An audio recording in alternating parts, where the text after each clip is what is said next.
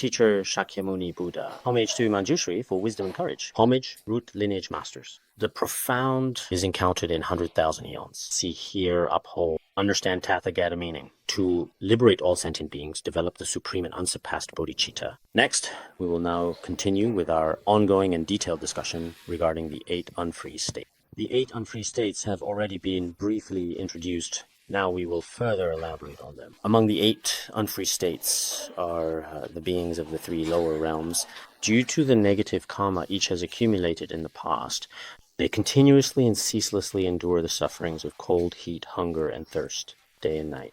There will be absolutely no possibility to amend the law whatsoever. Here it refers to hell beings, hungry ghosts, and animals, all of whom personally and continually experience day and night the suffering that inevitably arises from their own karma as a direct result of their own actions. For example, hell beings suffer from extreme cold and heat. Hungry ghosts must endure the torment of hunger and thirst. Animals are subject to mutual harm, exploitation, and so on. These are truly, almost unbelievably, absolutely deeply unbearable, incredibly intense and prolonged sufferings. In such conditions, opportunities for their practice are completely out of the question. What we humans can see with our own human eyes in our daily lives are the beings that exist in the animal realm. We cannot see hell beings or hungry ghosts, but among the beings in the animal realm, not a single being has even one day, from beginning to end, in their entire existence, to properly, completely, and truly start by taking refuge, generating bodhicitta, finish with such virtuous and noble deeds truly cannot be accomplished or achieved. This is something that we ourselves have personally witnessed with our very own eyes. Among the countless, innumerable beings, despite careful and thorough observation of animals in various settings over many years, we have never seen even a single animal that is able to carry out or display these virtuous acts. So when we observe through such careful and thoughtful reasoning in particular, as a result, indeed, it is even more impossible for hungry ghosts and hell beings to hear or practice the Dharma. We need to consider their situation. They absolutely have no real opportunity to actually practice well at all. Moreover, their suffering is already tormenting both body and mind. For example, suffering from extreme heat and cold in the hell realms is nothing like the scorching heat of our summers or the cold of our winters. When it gets extremely cold in winter, even we lack the strength or courage to practice. The hunger and thirst experienced by hungry ghosts is nothing like the hunger we feel in the human realm. Even if we spend just one single day without eating, we might not be able to practice any Dharma at all whatsoever. Then there is the ignorance of animals being used and controlled by others. In such difficult and challenging conditions, it is simply impossible to practice any form of Dharma at all. So we really need to take the time to fully understand this point. In the 3 lower realms, there truly is no opportunity for spiritual practice. For this reason, the Sutra of Mindfulness of the True Dharma also says as follows: how can one truly listen to the Dharma? Among animals, they often harm and kill each other, sometimes even without any reason. Hungry ghosts are extremely thirsty, always longing for relief, and the realm of hell is truly, deeply, and utterly miserable. The sufferings of the 3 lower realms are described very clearly. Therefore, we must always and continually reflect on this at all times, without exception. We must never allow ourselves to be reborn into the lower realms. Otherwise, there will be absolutely no opportunity for spiritual practice. We should always remember to keep this important point in mind at all times. By remembering this, it is important to note that we will also, over time, come to fully realize and understand that obtaining a human body in this world is, as we all understand, indeed an extremely rare and truly precious, invaluable opportunity. Among the 3 lower realms, being an animal is best. But once one is reborn as an animal, the time spent there is indeed very long. There are records of this in some ancient Buddhist scriptures as well. When the Venerable Elder Anathapindika was diligently and thoughtfully engaged in constructing a monastery and a Dharma hall with great care and devotion, at that particular moment, the Buddha happened to be present in that location, and as he looked around with his compassionate gaze, he noticed that there were some small ants moving about in that very place. The Buddha then said, at that particular time, about these sentient beings, it is said that at the time when Vipashian Buddha appeared in the world, the beings who are now these ants were already present in the form of ants. In other words, even back then, during that distant era when Vipashian, and up until now, they still have not attained liberation. There are some other scriptures that mention, for example, when Shariputra saw a pigeon and saw it clairvoyantly, he saw it had been a pigeon for countless eons in the past and would remain a pigeon for countless eons in the future. And he could not see its beginning or end. Later, when the Buddha observed it with his wisdom, he saw only after as many eons as there are grains of sand in the Ganges River could it transform from an animal body into a human body. There are many such stories. Therefore, once we fall into the three lower realms, it's not just that we won't hear the Dharma for 1 or 2 lifetimes, but in fact, throughout countless, endless generations, we truly won't be able to hear the Dharma either. If we can't hear Dharma, we can't attain liberation. If we can't attain liberation, the suffering of samsara is boundless. Everyone should be able to feel this in their own unique way. So this particular kind of reasoning, for example, as wise human beings, we have no choice but to reflect on it is very important. Every truth of Dzogchen Preliminaries must be recalled truly in our hearts again and again. Once we recall them, our practice will be effective. Otherwise, nowadays, as is sometimes the case, some teachers might give you teachings, for example, some profound teachings that delight us, the highest states of Chan Buddhism, the highest states of Vajrayana, some extremely profound Vajra words, these Vajra words. Indeed, when we first hear them, all feel very pleasant. Teachings about recognizing the nature of mind, luminous, effortless Dharma, when these are mentioned, we immediately feel as if we truly have some kind of experience. But actually, in reality, it's just like pouring water on ice, in a sense. It quickly turns cold. Why? Because you lack a foundation. Without a foundation, these states are not so easily achieved or maintained in real-world situations, especially over time. Maintained in your continuum, it's absolutely impossible. That's why we keep emphasizing, once again, it's best to first lay a very solid foundation with the preliminary practices. Then, when you practice higher teachings or listen to advanced Dharma, it will truly be meaningful for your continuum, because these states, without a foundation, it's impossible for them to remain in your continuum. So, everyone here, I just want to say sincerely and from the bottom of my heart, when advanced teachings are given, everyone flocks to them. But when preliminary practices are taught, people run far away. This isn't the right approach. If you do this, then the advanced teachings absolutely cannot be meaningful for your continuum either. Now, as we discuss the reasoning behind the 8 freedoms, some people may never reflect on them. They really want to attain very high states easily, as if it were as easy as turning their hand, instantly achieving it in their minds. Of course, such aspiration and longing are indeed truly and certainly, without a doubt, very good, because they wish to attain extremely high transcendent states. However, you should really take the time to understand your own continuum, that your original nature is very stubborn and hard to transform, and if it is not nourished by the nectar of Dharma, if it is not carefully and properly tamed, then attaining such a state is difficult. Therefore, we sincerely hope that everyone will properly cultivate the preliminary practices. You must contemplate the sufferings of the 3 lower realms. Continue this contemplation until you genuinely experience a real feeling truly within yourself. If you do not gain this feeling and only hear the Dharma teachers contemplate the 3 lower realms but don't know what the 3 lower realms are and generate a slight conceptual thought in your mind, this is not acceptable. Because in practice, you must truly merge your mind into such a state. Ultimately, you should develop a firm conviction that arises from deep within your heart. Conviction. The resolve that I must not be reborn in 3 lower realms. In the 3 lower realms, there truly is no leisure or opportunity to practice the Dharma. At this point, it shows that you have developed a sense of renunciation toward the 3 lower realms. You also understand that within the 3 lower realms, there will be no chance to hear or receive the authentic Dharma. If you don't even have the chance to hear it, then there is even less possibility of practicing. So everyone should really have a clear understanding of these principles in order to fully benefit from them. Next, let's talk about the second point. After discussing the 3 lower realms, we will talk about borderlands. The so-called borderlands are said to include the Lokakara and 32 other types of border regions. The followers of heretical religions in these borderlands claim that harming others is in accordance with the Dharma and regard killing as a virtuous act. Here, when we talk about borderlands, to be more specific, it is typically as described in the relevant scriptures and treatises. The Lokakara is the name of a borderland, a barbarian tribe. It's just like nowadays when people talk about certain tribes in South Africa, for example. It's similar to that.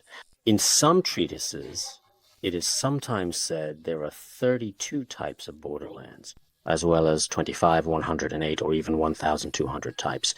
There are all kinds of explanations, and they're not the same. In any case, in the world today, there are many countries and many tribes, and some ethnic groups that do not believe in Buddhism at all. They don't believe Buddhism. They also have all kinds of various bad habits and several negative traditions. Just like what is described here as borderland heretics in particular, their followers often perform animal sacrifices to God, claiming that causing harm is the true doctrine. As long as they harm sentient beings, they consider it their liberation. In fact, as a matter of fact, actually, this is an exceptionally bad kind of behavior. As Buddhists, speaking broadly, generally speaking, one might say for the most part, as is often the case, and from the perspective of the great unity of all humanity, people of all religions, and even those without religion, should live together peacefully in harmony. This is a concept for the coexistence of humanity, and it should be achievable. However, when there are sometimes conflicts in viewpoints, one must remain clear-headed and uphold one's own Buddhist beliefs. I must practice it. Otherwise, I am a Buddhist. But just because you are human and I am human, well, perhaps after all, we lump all religions together indiscriminately. This is truly unreasonable. Why is it unreasonable? In Buddhism, it is said in the scriptures that those who harm sentient beings are not true renunciants. But as for some other religions, to be honest, I must say, some of them nowadays, including Islam and Christianity, some of their doctrines are indeed quite distinct and noticeably different from those of traditional Buddhism. Even some teachings in Bon are not the same as those in Buddhism. If, for the sake of so-called worldly unity, or perhaps in an effort to obtain worldly recognition, even if only for a brief moment, we lump together killing and not killing as the same, I'm afraid, to be honest, it would be quite rather challenging and difficult to explain. For example, when we look at their holy book, which is the Bible, we can find that there are certain... At a time when God was filled with anger and wrath, he responded by causing the deaths of 3,000 people, demonstrating the severity of his. And there are even accounts, according to some reports, of 1,000, or even in some cases 100,000 people being killed. Some scriptures state certainly wherever you happen to find them, wherever they may be, you should, without any hesitation whatsoever, eliminate them right there, and then without a moment's delay. In other words, those who do not believe in our religion, those who do not believe in the same way as our followers do, or who do not share our beliefs, in this life, they are to be executed or even crucified as a form of punishment for their actions in this world. And in the next life, there are other forms of punishment for them. There are various such statements, for example. So these kinds of teachings are completely different from Buddhism.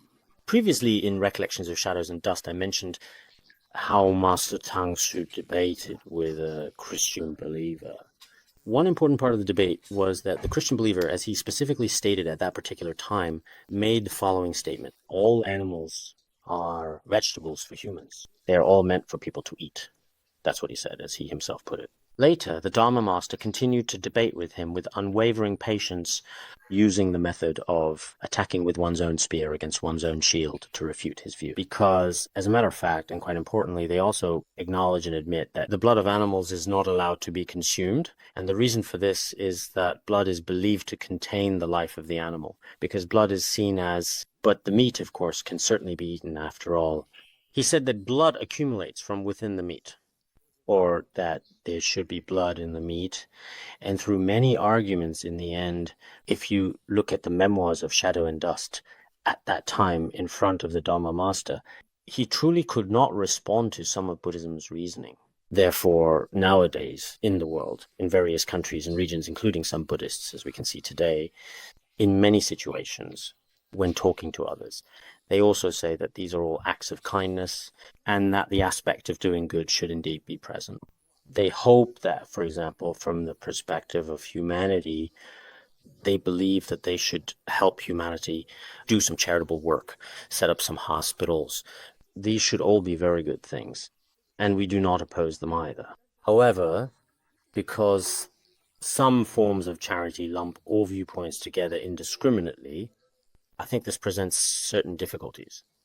You may think many reasonable aspects not contradict Buddhism. Buddhists take refuge, 3 jewels, must still practice some behaviors related to non-Buddhist traditions. If it makes sense, we acknowledge, but some of these ideas have difficulties. This has always been the case, even within Tibetan Buddhism. According to the views of Mipam Rinpoche, there are some conflicts with Bon. Nowadays, many people say that Bon can be studied, and some things are hard to comment on. But overall, if in terms of views we do merge with it, there will definitely be certain difficulties. Why is that? This is because all of their prayer wheels, as is customary in their tradition, are spun in a counterclockwise direction. As part of their long-standing tradition, circumambulating sacred mountains go counterclockwise, spin prayer wheels counterclockwise. But from the Buddhist perspective, if you spin it counterclockwise even once, it means all the merit inside is completely destroyed. In daily practice, when spinning a prayer wheel backwards, don't do it, stop. This includes the current electric prayer wheels. If they spin counterclockwise direction, everyone gets really worried and immediately tries to correct it right away. But according to the Bon tradition, spinning counterclockwise, whether it's circumambulating the sacred mountains or spinning the traditional prayer wheels, it's really the same. So it can sometimes be hard to make things clear. There may be some similarities as well. So in order to build some genuine, meaningful, and lasting mutual support in the world, based on these important similarities and shared values, we must work together. There's nothing unreasonable about that. But overall, if you merge your views with theirs in a straightforward manner, of course, if there's no conflict or contradiction, then that's absolutely perfectly fine for everyone. Personally, I study on my own and know where I stand. I don't really have any particular opinions about others, but I do believe that everyone should carefully analyze things for themselves. That's just how people are nowadays. For the sake of some modern goal, they start coming up with all sorts of reasons. But if those reasons are certainly valid, of course, that's acceptable. As Buddhists, though, as individuals, our views really shouldn't be combined or mixed together. Does it mean when you see these followers, you have to act without any delay and immediately attack them, or simply turn around and walk away in the opposite direction? That's really absolutely and completely unnecessary, as we should always remember they are sentient beings after all. Generating bodhicitta for sentient beings should do things that are beneficial for everyone involved. So, from the perspective of genuinely benefiting others, we should aim to treat every person equally. But as for your own views, if you, for example, really do completely say, well, that various religions in the world today are exactly the same, that it's fine to study this or that. Honestly, I truly don't dare to advise Buddhists to completely let go of Buddhist teachings, especially at this particular moment in time, given the circumstances we are facing now, and go actively participate in their local churches or community societies, engaging with others and becoming involved in the activities and events that these groups regularly organize. Deep down, I don't dare to do that. What is the fault or the consequence of abandoning or turning away from the Dharma in one's life? And the merits of taking refuge, what they are, everyone should be clear about in their hearts. So when it comes to truly major issues, everyone should open their eyes of wisdom and treat them with utmost seriousness. These matters should be considered quite significant issues. Indeed, here, in so-called remote or outlying areas, killing is regarded as a virtuous deed. Ignorant sentient beings all believe that this is truly correct. They slaughter all the fish and chickens, and after someone dies, they begin rituals, offerings, and so on. Even now, there are still many such remote places. All these barbarians really, although outwardly they look exactly like humans, especially at first glance, with 2 legs and 1 head, appearing just like people, but in reality, their minds are stubborn and unyielding, completely unable to turn toward genuine Dharma. There is simply really just no way for the Dharma to reach them. Indeed, from the outside, some cities appear prosperous and extremely flourishing. But in fact, the people who are living there in that specific area or region are all generally considered to be borderland people. We shouldn't think that so-called borderlands are just those extremely remote rural areas with very backward economic conditions. Big cities like Shanghai and Beijing, for instance, as well as some other major cities, are certainly not borderlands. The so-called borderland refers to a Buddhist borderland. Strictly speaking, the true Vajrasattva in India is the central land, where the fourfold assembly is not complete. Or, even if they are present, people with no benefit in body or mind can be called borderland people. Therefore, nowadays in big cities, on the surface it may seem that many people dress very luxuriously and eat very high-end food, but in reality, their hearts know absolutely nothing about Buddhism at all, or have any understanding of it whatsoever, which is genuinely and deeply pitiable. These people are known as borderland people, a term used for those who live in areas near the borders between different countries or cultures. There are customs like marrying one's mother as wife. These are bad habits and outdated customs passed down from one's ancestors. They run completely counter to the true Dharma in every possible way, absolutely. In these remote and isolated border areas, such kinds of improper and inappropriate behaviors are in fact often seen, for example, in certain specific geographical areas, such as in the eastern part of India, for instance. This phenomenon still occurs frequently, even today. It seems that way back in the year 2006, there was a particular individual person named Robin, actually, who, in a shocking and highly unusual act, treated his own mother as if she were his wife, and even went so far as to hold. The primary reason, as I recall, was that his mother, at one point, perhaps while she was studying some particular religion, I forget exactly which one it was, I traveled to a sacred mountain, which is known as Lakshmi Mountain. This mountain, called Lakshmi Mountain, is recognized for its on the way she fell and encountered some misfortunes. Then she thought to herself for just a moment that perhaps the mountain deity was angry. So she, without any hesitation or delay, immediately repented. And 3 months later, she had a dream in which it was said, if you take your son as your husband, that would be considered a sincere and meaningful form of repentance to the revered mountain deity. And in addition, it would also help to prevent all of your potential disasters and misfortunes. Then the mother gently told this to her son, who was just a teenager. The boy eventually agreed. And after that, a special ceremony was organized and held in their village, bringing together the entire community. The event took place in a village that was home to more than 4. Later on, an anthropologist who had been observing the situation closely made a thoughtful comment about what had happened, saying the people in this village did not consider this to be anything particularly rare or unusual. Because not only did they have this tradition locally, but they also regarded both plants and animals as partners for marriage ceremonies as well. So if we deal with plants and animals, then doing so with humans would, in their view, seem to be even more acceptable, or perhaps even more justifiable to them. In some remote or barbaric places, this kind of phenomenon is actually quite common, as we can observe in many different domains. So on the surface, these people may appear human, but in reality, there are many things they do that go against proper principles, against tradition, and against human morality. Absolutely anything can happen in these kinds of places. They truly are capable of doing just about anything imaginable. Therefore, we often think of the so-called people of the borderlands. They truly and genuinely are capable of committing absolutely any kind of evil deed without hesitation. Among these people, those who genuinely and truly believe in Buddhism, it is very rare in our daily lives to consistently and genuinely practice according to the truth. There was a person I once knew quite well, someone who played a significant role in my life for a period of time. And this individual had a memorable habit. They would often say, almost as if it were a personal motto, I believed in Buddhism in particular from among non-Buddhists. I embraced Tibetan Buddhism, which emphasizes study, contemplation, and practice. This is truly the most incredible and wonderful blessing of my entire life. She said that among all of her classmates from elementary school, middle school, and even university, from her childhood up to her adult years, at this moment, right now, there are probably just a little over 100 people left in total. Out of those 100 or so people, I am the only one who believes in Buddhism.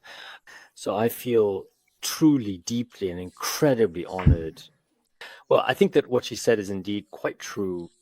Nowadays, in many big cities, when it comes to genuinely practicing virtuous deeds, people often think it's just superstition, just a legend. But as for the things they themselves do, all sorts of things really indeed actions that go against the true Dharma and the truths of the world. They consider reasonable and justified and are extremely willing and eager to do such tasks or actions and do them. On the contrary, when it comes to killing, hunting, and other unwholesome acts, they are actually quite skilled. Everything they do is simply creating negative karma.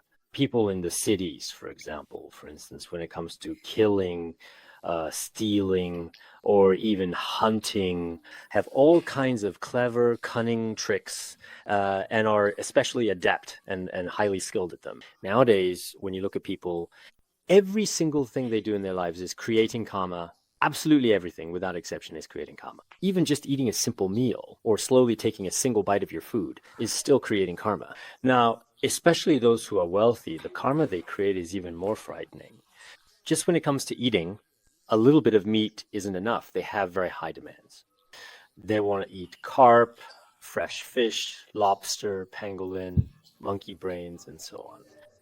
Nowadays, some people, as soon as they get to a restaurant, hell is already here in the human world. You see, it's simply no longer in some unseen place.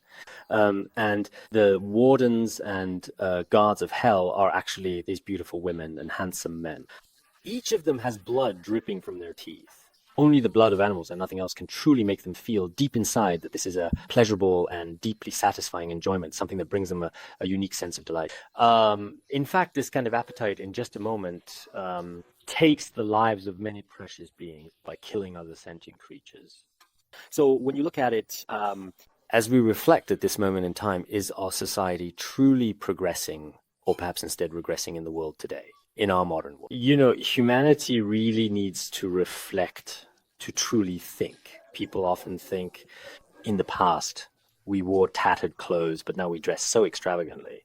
In the past, we lived in mud houses, but now we live in tall buildings. Sometimes, whether on TV or newspapers or elsewhere in the media, many ordinary people unanimously praise how happy the current era is. But in fact, we often haven't truly noticed, or perhaps even realized, the other less obvious side of people. Now, you could say our hearts are tattered and unrecognizable. Truly, all of the things from before, really, not to mention the Mahayana Buddhist ideals of compassion, which are completely out of the question.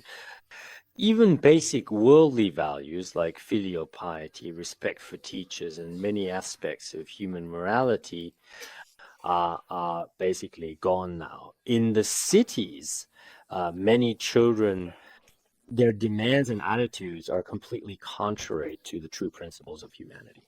Every day, they immerse themselves through the internet and all kinds of games, beginning to intoxicate and indulge themselves.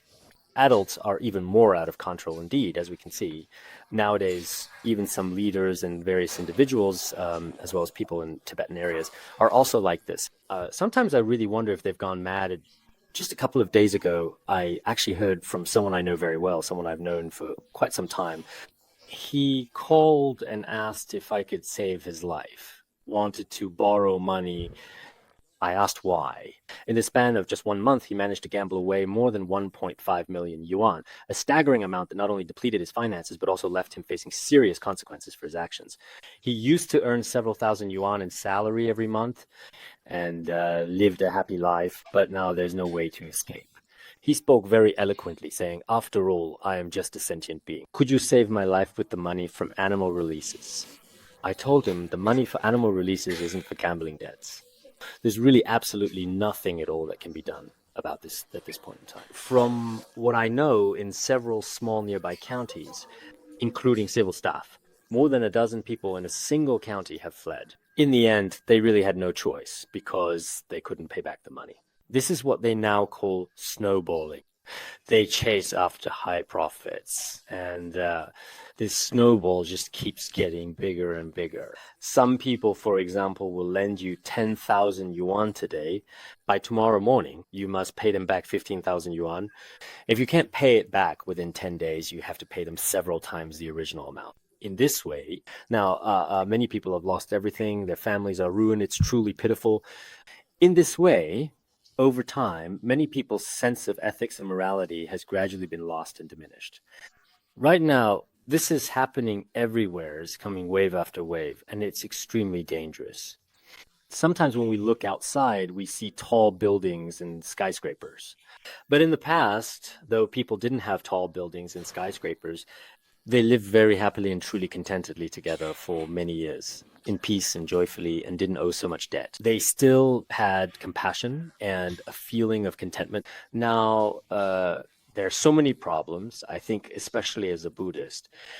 If you just go along with worldly people, go along with those who lack wisdom, you follow along, then everything will be absolutely and completely ruined, and there will be nothing whatsoever you can do about it.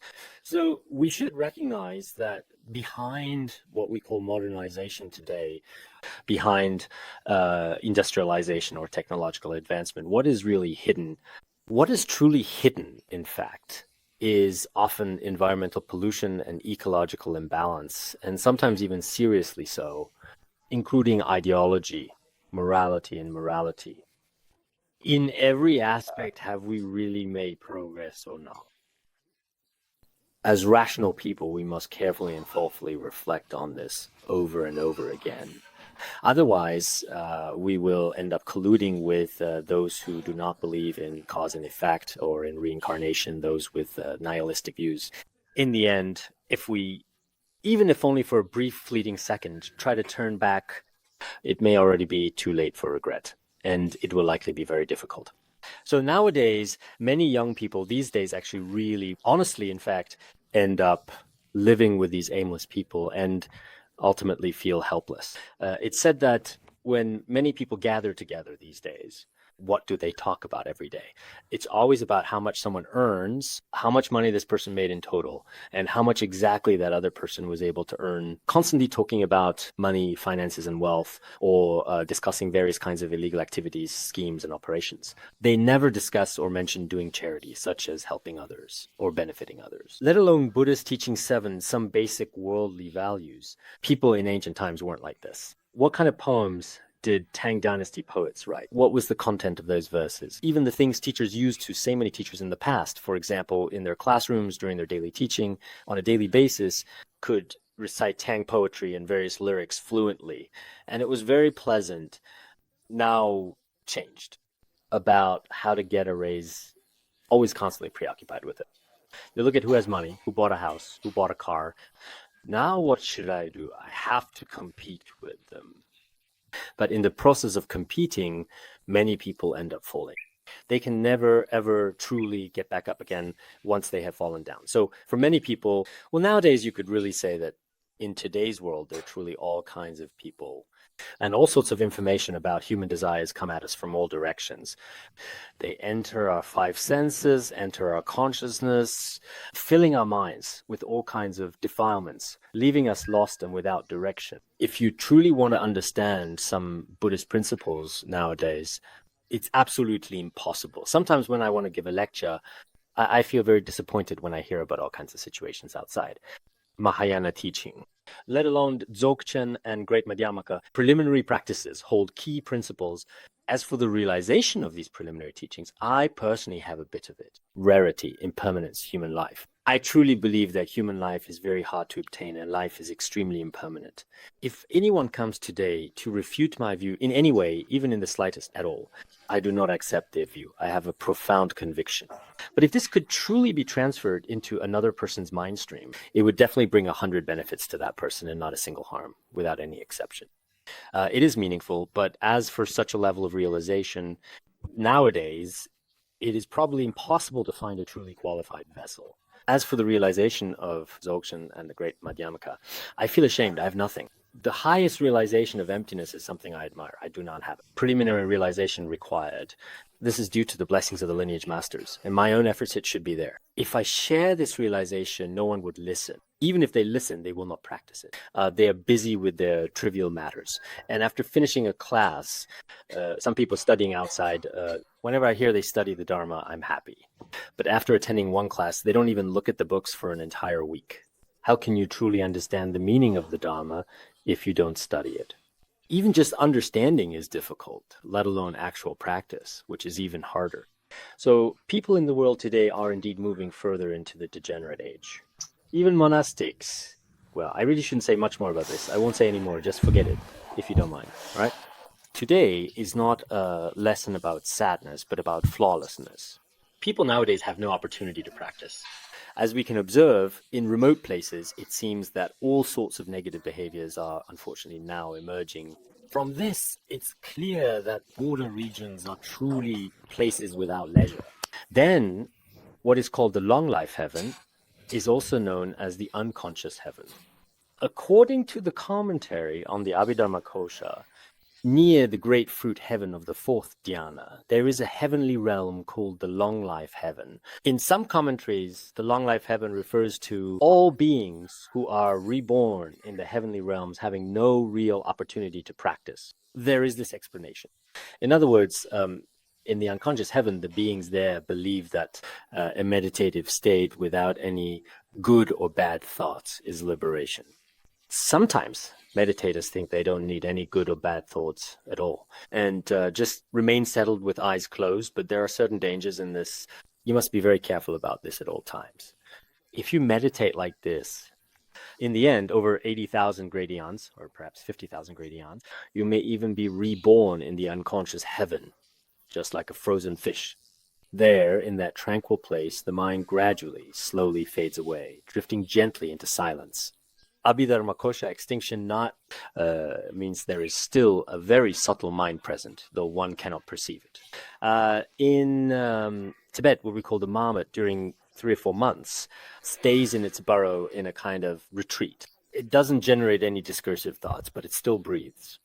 When it breathes in winter, you can tell where a marmot is, because at the entrance of its burrow in the morning, there is a lot of frost. This indicates that there is a retreater inside. A retreater is someone who chooses to withdraw or step back from a situation, often to avoid direct involvement or confrontation. Recognizing, furthermore, practitioners may be reborn in the unconscious heaven. Such practice involves doing no virtuous deeds at all, just meditating every day. Of course, if you can meditate in a way that aids liberation, that kind of meditative concentration is excellent. But nowadays, when it comes to sitting meditation, it's usually best to very carefully and thoughtfully analyze things for yourself, taking your time. Sometimes I often think in some Chan and Pure Land monasteries in China, some of their principles overlap with those of Tibetan Buddhism in Tibet. It's not about asking them to change their original traditions. However, some particular teachings within Tibetan Buddhism, studying them would definitely be beneficial and would not cause any harm. But some people think, are they trying to win people over? Are they using this method to make our sect change? This is something we have never even dreamed of. It's just that after many years of personal study, I found that Tibetan Buddhism does discuss much of the content found in Buddhist scriptures. The scriptures also talk quite a lot about obstacles and adverse conditions encountered in practice. And especially in the degenerate age of the Dharma, certain principles that are prone to appear are also frequently seen. So we sincerely hope that everyone can learn from each other. There are definitely many benefits. Otherwise, in biographies of eminent monks and great Chan schoolmasters, indeed, there are quite a lot of people who have achieved accomplishment. Just like many practitioners in the history of Dzogchen, such people are truly worthy of our admiration. However, later on, whether in terms of certain lineages or in terms of certain key instructions, they were not transmitted authentically. As a result, some people rely on their own imagination, whether practicing Zen meditation, reciting the Buddha's name, or cultivating secret tantric instructions. They also encounter certain difficulties. It is essential to rely on listening, contemplation, and practice to verify one's own realization. This is extremely important. Here, the celestial beings abide in meditative absorption for many great eons, but once their karma is exhausted, they will fall into the lower realms as a result due to the cause of wrong views. Therefore, in this particular situation, they will not have the opportunity or the ability to practice the Dharma. Some celestial beings abide in such meditative absorption, so there's no opportunity for practice. There are also some beings in the heavenly realms who spend every day indulging in pleasures and comforts, enjoying themselves without restraint, and as a result, they feel especially happy and content with their lives. They are always watching shows, listening to music, and are extremely busy every day. Nowadays, in some cities in China, if life is better, people feel as if they are living a heavenly life. But in reality, this has a great impact on Dharma practice. I remember perhaps there was a story in one of the sutras. During the time of the Buddha, there was Jivaka, who was known as the divine physician. Many kings, along with leaders of monastic communities, would often invite him to their courts and monasteries, seeking his renowned expertise and trusted abilities to treat. Later, Jivaka took refuge before Modgalyayana. Afterwards, Jivaka passed away, and after his death, he was reborn in the heavenly realms. At that time, it seemed that some monks in the human world needed medical treatment. At this time, Modgalyana made use of his extraordinary supernatural powers to respectfully invite Jivaka down to provide treatment with utmost care and attention. He thought, my disciple who has taken refuge should be brought down. That was his thought at the time. Using his supernatural powers, he arrived in the heavenly realm. Jivaka was sitting in an especially magnificent and ornate flower chariot, heading straight to another garden to watch performances and enjoy pleasures. When going there, after Modgalyayana arrived, he just waved at him and left. After he left, although Modgalyayana was a great arhat, he still felt uneasy. How could my disciple who took refuge treat me this way? Leaving the human world for the heavenly realm wasn't easy, but instead of treating me as a guest, he just waved at me and left. He immediately and decisively used his remarkable and extraordinary supernatural powers to firmly block the flower chariot, absolutely not letting it leave. At this point, he reproached him. Jivaka, you are being unreasonable. Didn't I already teach you the Dharma before, at some point previously? Didn't you already take refuge in front of me? And today, you actually treat me like this. Later, Jivaka said, I'm sorry. I'm sorry, isn't that what you said?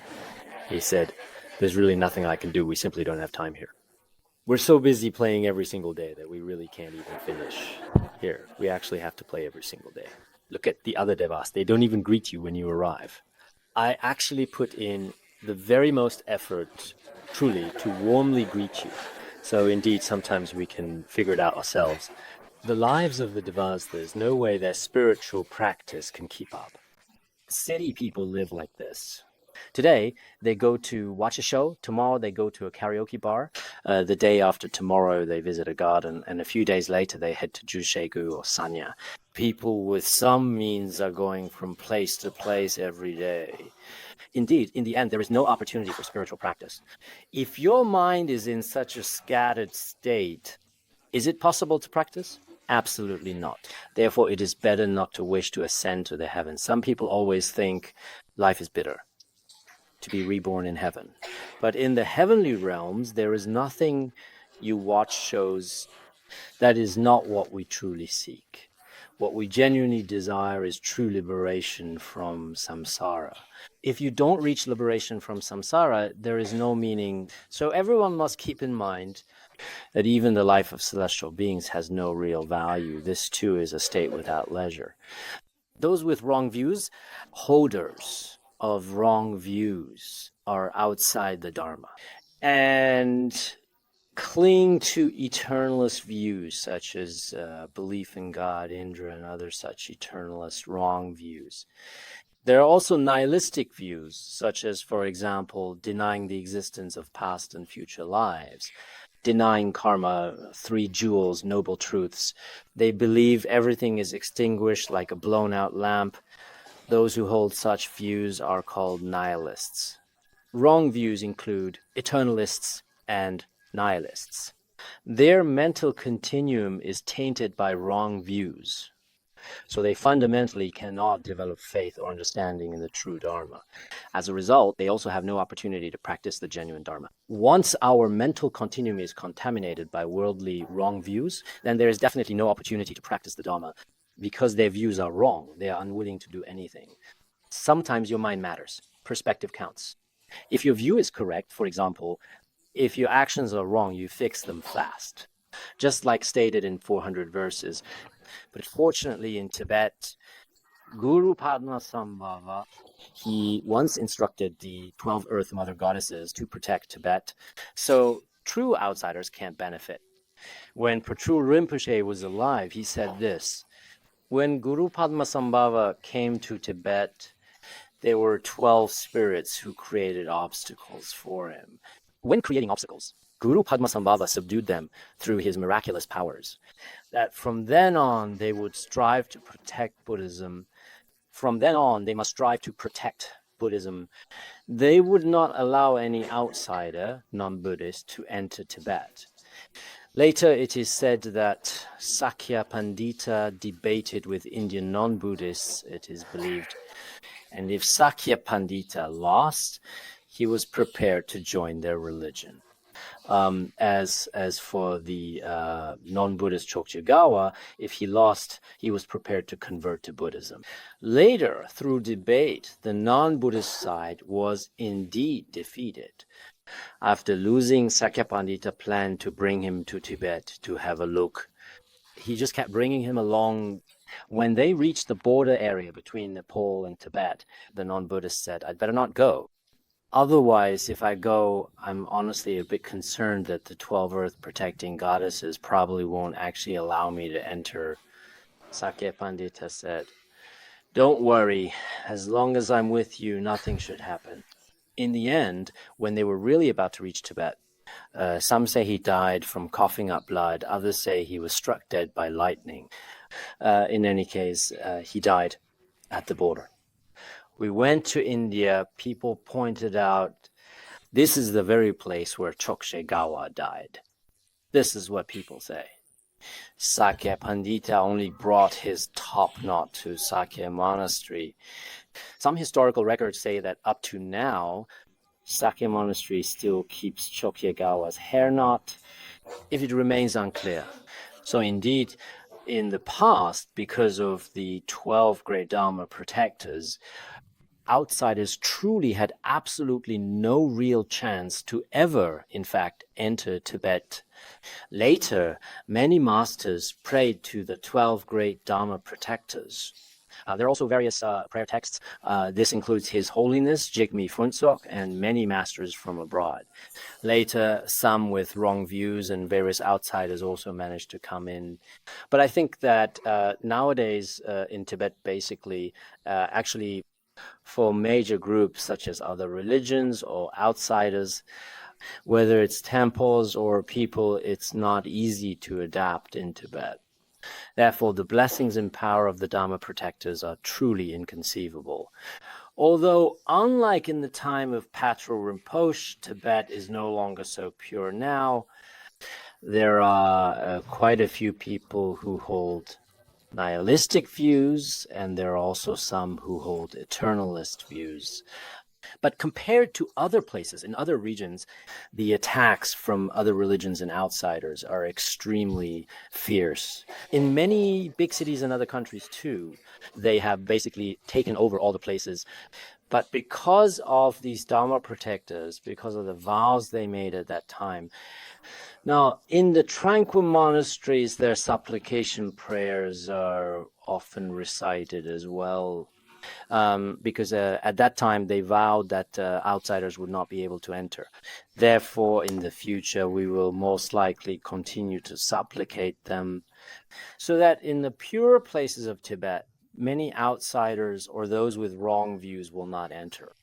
Otherwise, gradually, many people's minds will inevitably become tainted, which I find to be very unfortunate and regrettable, because Tibet indeed is such that whether children, elderly people, or middle-aged people. For many, the ideas of reciting the Buddha's name and paying homage to the Buddha have been present since childhood. This kind of mindset is also the result of the entire ethnicity and Buddhism being integrated as one. It's not a situation where one believes and another does not. It's not like that.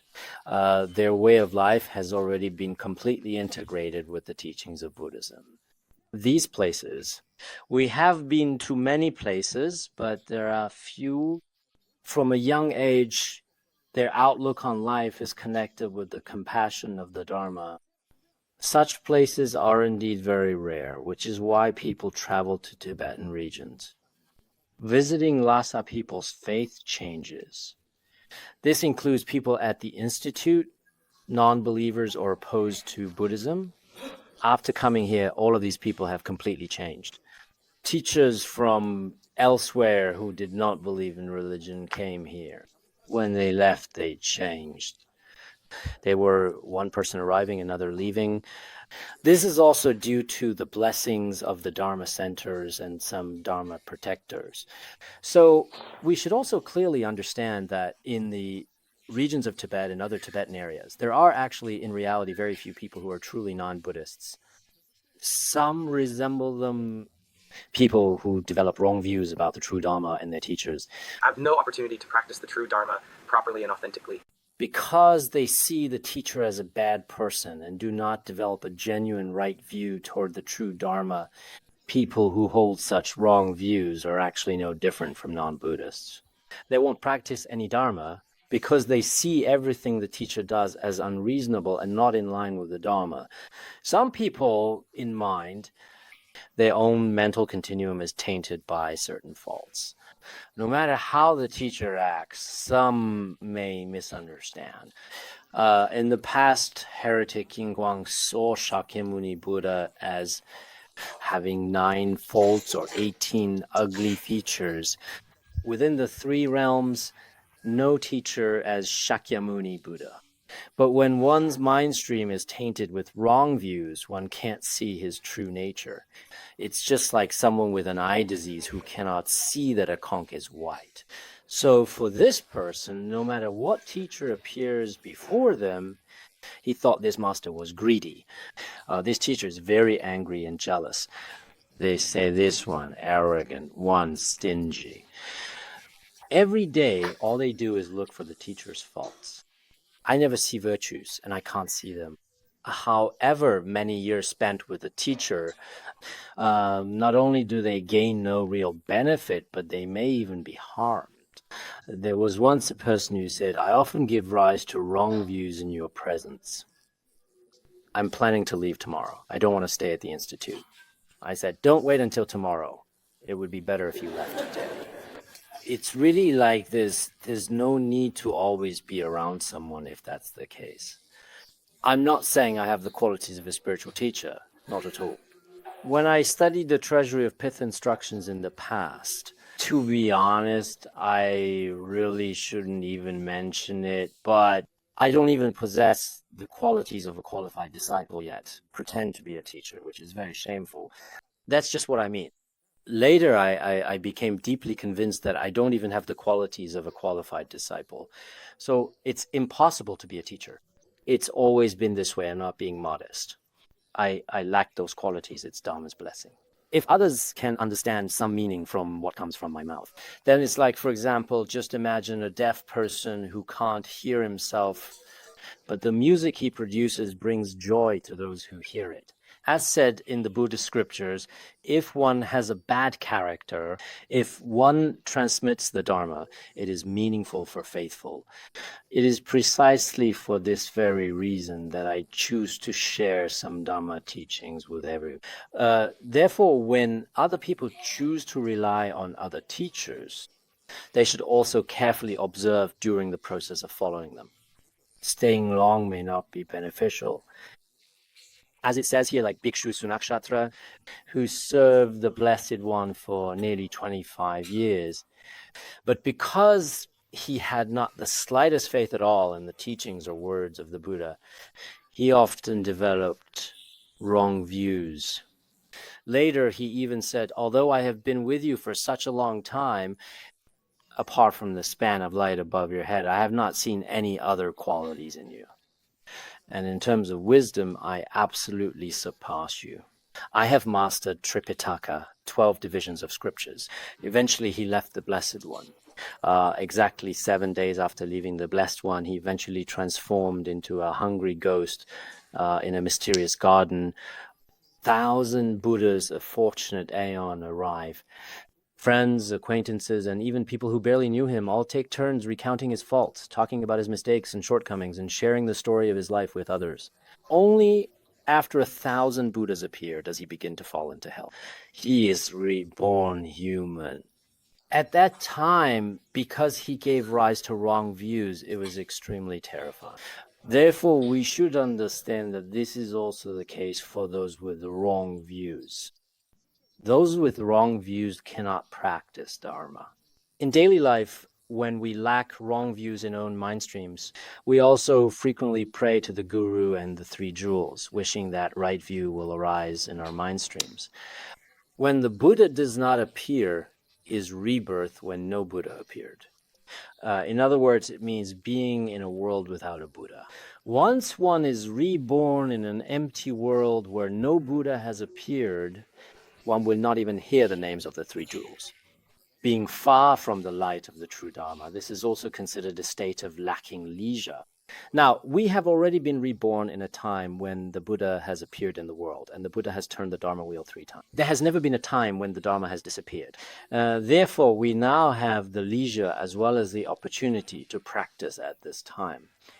As for being mute, if one is reborn mute, their mental continuum is stubborn and difficult to transform.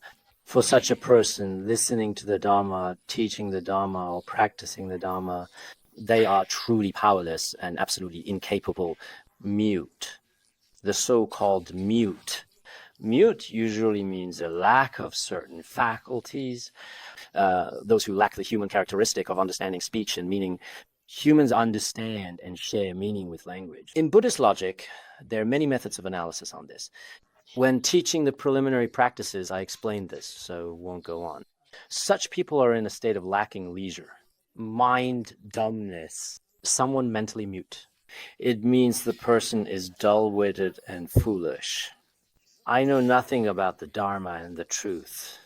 They are unable to comprehend the meaning of the true Dharma, so people are called mute in this context. Some people are slow-witted. No matter what kind of Dharma is taught today, they don't understand even the slightest bit. However, such people are rare in the world. Some Dharma friends feel slow.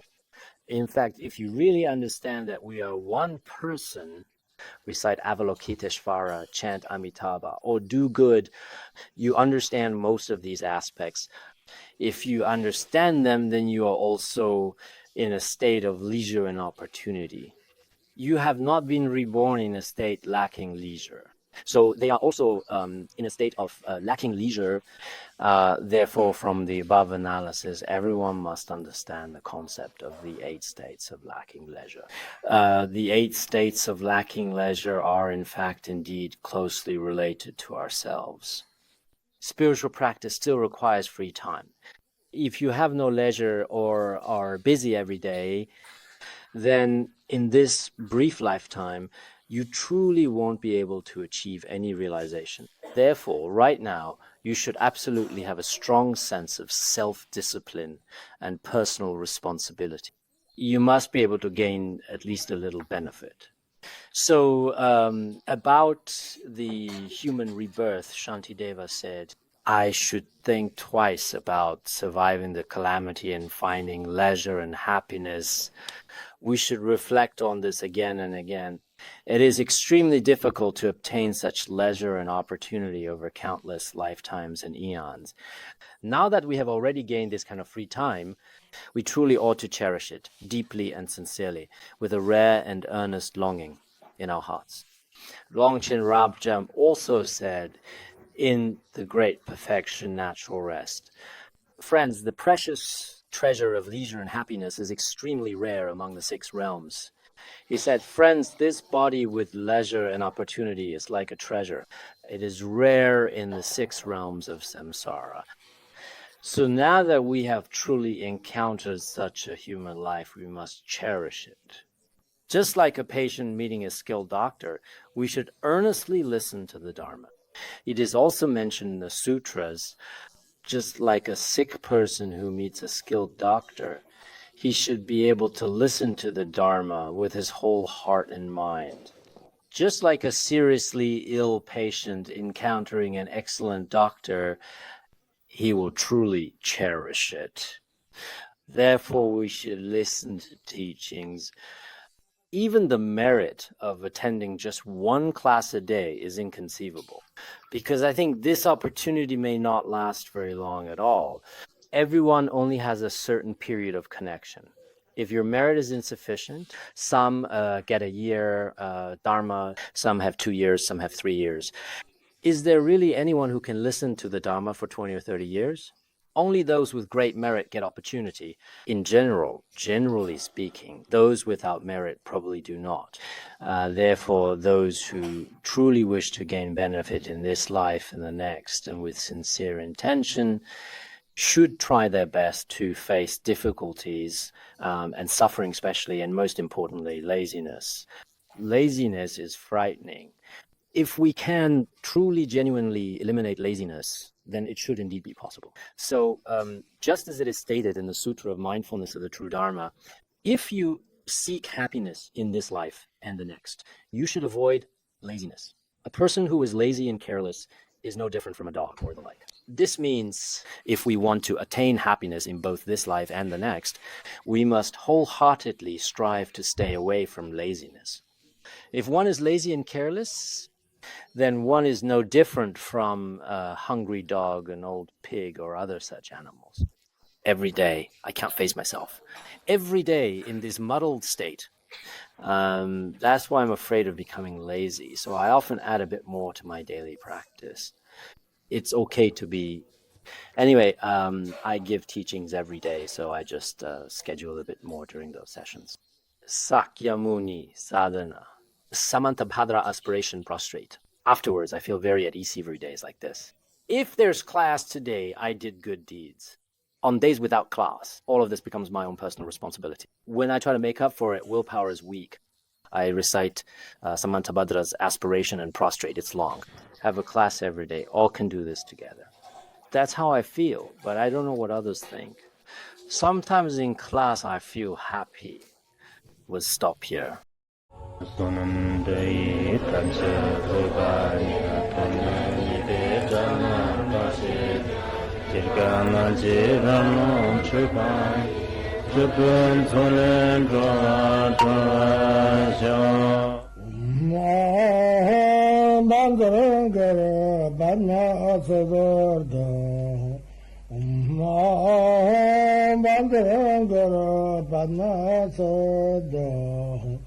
Om